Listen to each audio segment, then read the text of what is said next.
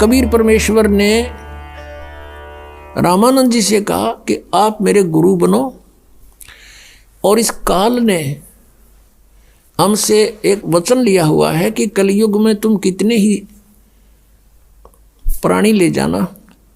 और अब ये क्या समस्या आएगी कि इस काल ने कहा है कि मैं नकली संत भेजूंगा और वो नकली नाम देंगे, ऊट पटांग, और सतलोक की महिमा बतावेंगे। सचखंड सतलोक तो नीचे बात नहीं करेंगे, और नाम सारे काल के होंगे।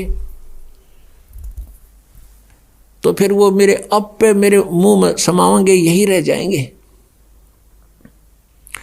तो रामानंद जी से परमात्मा ने खुल के वार्ता की, सारा समझाया कि तू मेरी बात मान जा। रामानंद जी विद्वान ब्राह्मण थे, नेक आत्मा थे।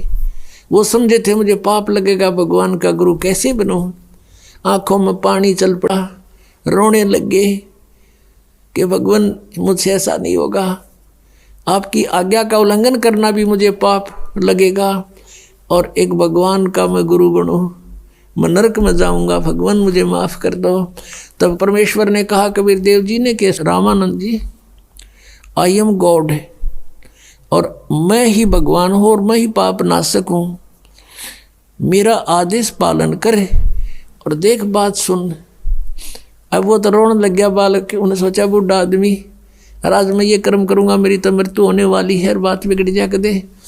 बुरी तरह बैठ गया, जो लेट गया, बल्कि टेढ़ा हो गया, बहुत बुरी तरह तड़फ रहा है, अब कैसे बनेगी बात। तो परमात्मा ने उसको सारी कथा सुनाई बालक की तरह कि इस काल का दाव लग जाएगा, और ये यदि मैं गुरु नहीं बनाऊंगा, मुझे कोई आवश्यकता नहीं गुरु बनाने की, मैं तेरे घुमा लाया दिखा दिया आप जी को, लेकिन गुरु बनाना आवश्यक होगा, नहीं तो इस काल का सबसे बड़ा दाव लगेगा कि कबीर जी ने कौन सा गुरु बना रखा था।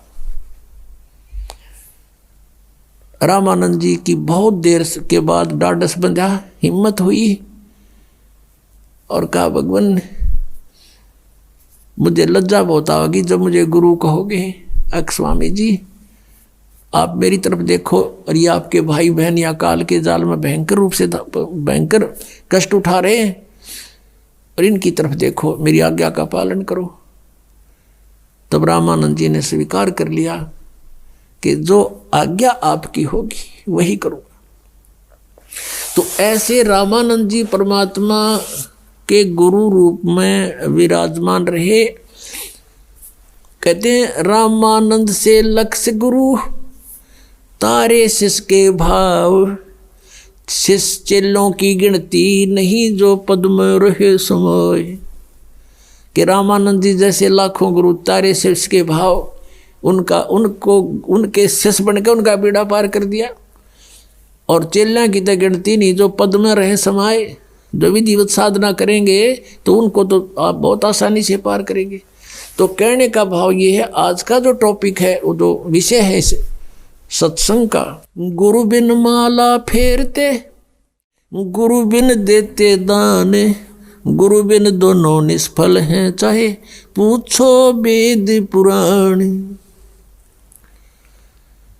अब भगवान बताते हैं कि गुरु के बिना जो साधना करते हैं, झूठे गुरु भी बन जाते हैं वो। अब गरीबदास जी कहते हैं, जब परमात्मा से परिचित हुए, सतगुरु पुरुष कबीर हैं ये चारों युग परवाने, वो झूठे गुरुआ मर गए भाई हो गए भूत मसान। एक कबीर परमेश्वर ने छोड़कर इस पृथ्वी पर कोई गुरु नहीं, और जो मनमुखी गुरु बने हुए थे, कहते वो मसान भूत बन गए शमशान पर जा करके। अब क्या बताते हैं, सतगुरु पुरुष कबीर हैं चारों युग परवान, और झूठे गुरु अमर गए वो हो गए भूत मसान।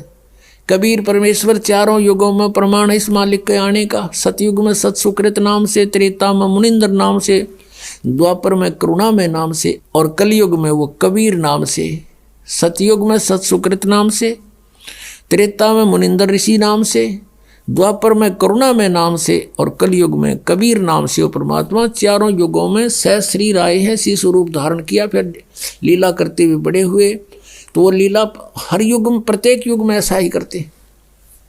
और फिर अपना ज्ञान प्रचार करते हैं अपनी प्यारी आत्माओं को, और सूक्ष्म वेद को लिखवा कर चले जाते हैं। सच्चिदानंद घन ब्रह्म की वाणी में अपने मुख से बोलकर उस अमृत व ज्ञान को वो स्वयं ही प्रदान करते हैं।